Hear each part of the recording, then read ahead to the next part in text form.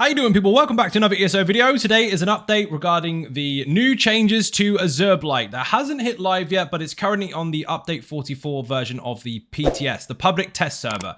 Now, this particular patch note went live yesterday. As you can see here, they have given a large explanation as to what they have done, but it's a bit of a sledgehammer. Generally speaking, they try to apply as much balance as possible when they change things in the Elder Scrolls Online to make sure things fit. And in PvP and PvE combined, that is a very difficult thing to do. And over the last 10 years, they've done a fairly decent job of doing so, regardless of what happens to be OP from time to time, especially seeing as we've had 3 years worth of combat changes, which was intended with their particular roadmap. However, something went a little bit under the radar for far too long as far as they're concerned, and they've decided that Azureblight needs an actual nerf. Now, I don't use that term lightly. That means they basically dumped something for no good reason whatsoever, or they've had a reason and they couldn't quite figure it out. Whereas usually it's a case of adjustments or balance, and that's usually the term that we use. This has been adjusted for PvE, which is not too bad as long as you use it for its intended purpose, but in PvP, it has been nuked. So Azureblight, basically, the more targets you hit, the more damage they do. Now, basically on live, what you need to do is just hit stuff with damage over time. Each one turns into a bomb, and every 0.5 seconds, if they hit 20 stacks, one can explode, and they can go on and on and on and on and on, and you can maintain that indefinitely. Each one that explodes will do more damage, depending on how many enemies there are present. Currently, it's 30% extra damage per enemy, which goes up to 180%. So, what have they done? In PvE, they've made it so it's less impactful on single target or low enemies, but more impactful, allegedly, on more targets. I would argue that they're exactly the same, but never mind. When it comes to the enemy cap, it is 7, not 6. So now you need more enemies to hit the cap. But what they've done is they've made it less effective, 60% damage reduction at base, and they've made it so that each enemy increases the damage by 100%. So the first one, no modifier. 6 more on top, 600%. Now, as far as PvE is concerned, it's quite awkward. So small pulls are not going to be anywhere near as impactful as before, but large pulls will still be fairly good. Now, they say it's going to be a slight buff. It's almost exactly the same if you have a big crowd, but smaller stuff is not very good at all. So we'll give a quick example of this. So if we put down some damage over time, we've got 7 targets here exactly, and all we're going to do is fire off these, and we'll see some big booms coming out. As you can see there, big booms, big booms, big booms, big booms. Brilliant. Let's look at combat metrics once this has settled down. 7 targets, we are looking at a maximum of 27k per hit. So it was a bit higher than that in the past, depending on the build you're using. This is a very specific build, by the way, but it's not really, there's not really much in it there. Now, if we go up against 10 targets, we should expect to see exactly the same results. I'll make sure I get a Dawnbreaker just to make sure I've got extra weapon and spell damage, because it does scale off of that. As you can see here, we're looking at, instead of a 10k proc, we're looking at 4.2. We put a potion on, which we should already have. We have got 4.6 at the moment. That'll go to 5 in combat. So, let's hit some of these.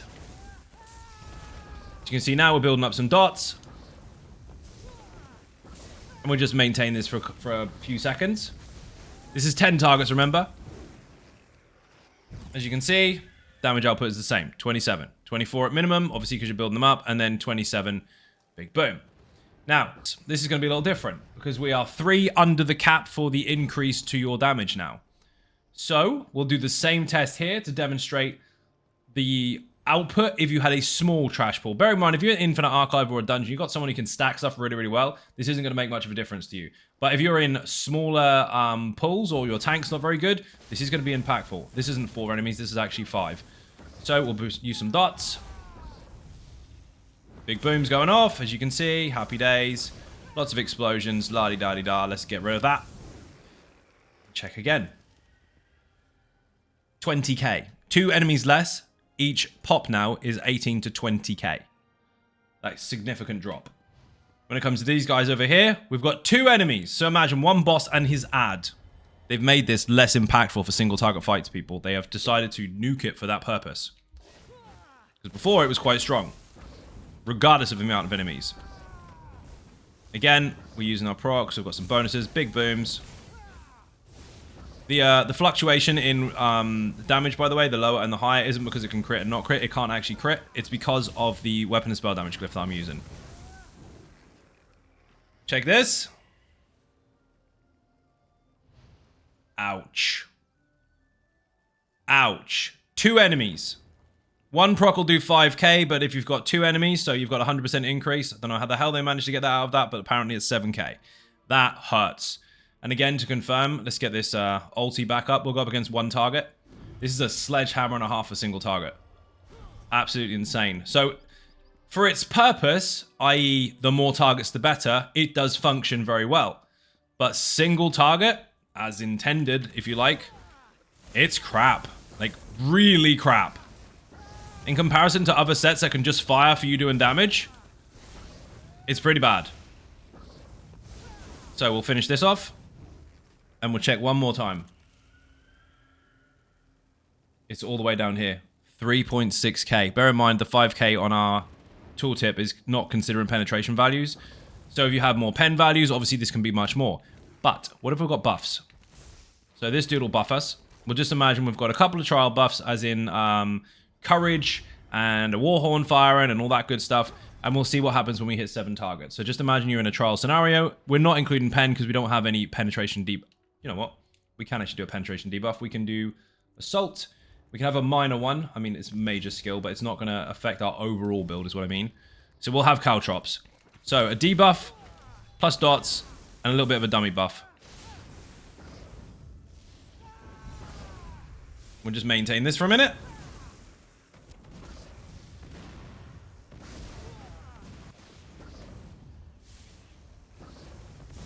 So, larger crowd of enemies. Obviously 7, like we showed in the first place. Which was, what, 27?